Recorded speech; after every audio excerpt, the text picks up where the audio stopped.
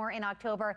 They're honoring survivors and also raising awareness with CPR training classes. This morning, Jeremy Gruber joining us here from Rescue One to tell us all about that event and what we can learn. Thank you for being here. Oh, you're welcome. So CPR, first and foremost, I think most people are familiar, Stayin Alive. You're going to give us a little quick demo here. Absolutely. So if you did come across somebody that was unconscious and unresponsive, just check for breathing. Want to kind of open the airway, look, listen, and feel. If there's no breathing, you can immediately go into starting CPR. As you're doing that, you want to make sure you call for help, call 911, and make sure help's on the way, very important, and go and send somebody to get the closest AED. Early defibrillation is key. So once you recognize they're not breathing, hand goes in the center of the chest, other hand on top. We lock our elbows, and we're going to push straight down at the rate of 100 to 120. In the middle of the rib cage? Right in the middle of the sternum. Okay. So ribs come together, two fingers up, the heel of one hand, basically it's in line with the nipple line.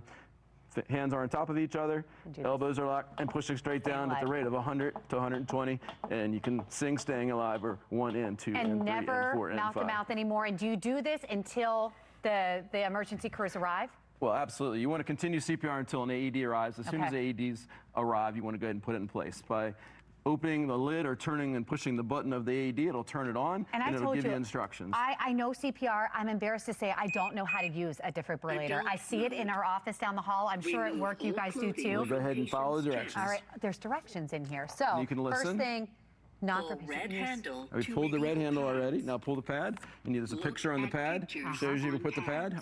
So you can put it on this mannequin. Okay. Exactly right. There you go. Go ahead and get the second one. And is every defibrillator like this with the good, clear? So we're going to do a little further down, below the left breast, above the right breast, and below the left breast. And as soon as the pads are placed, had I followed the picture, I would have seen that. Yep. So we want to not touch the patient, and now it's going to assess electrically what's taking place. If it checks and sees that electrical activity needs to be corrected, it will charge up and advise for a shock.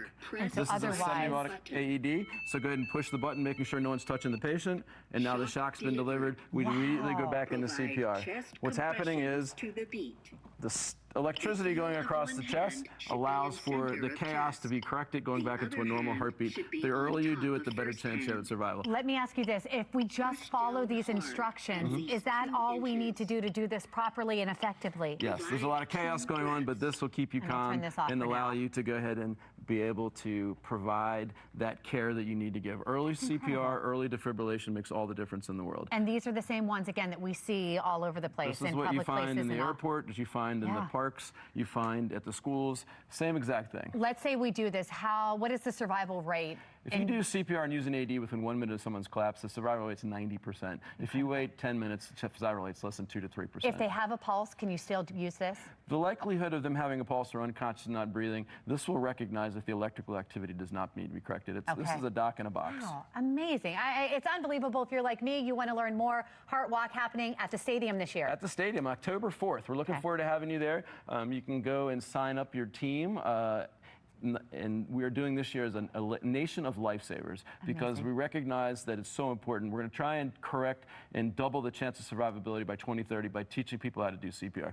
Just a matter of fact of pushing on someone's chest and using an AED will increase the opportunity to save someone's life dramatically. I feel more knowledgeable in just this few minutes. Hopefully you do too. We'll learn more in October. Thank you for coming in. We appreciate it. Pleasure.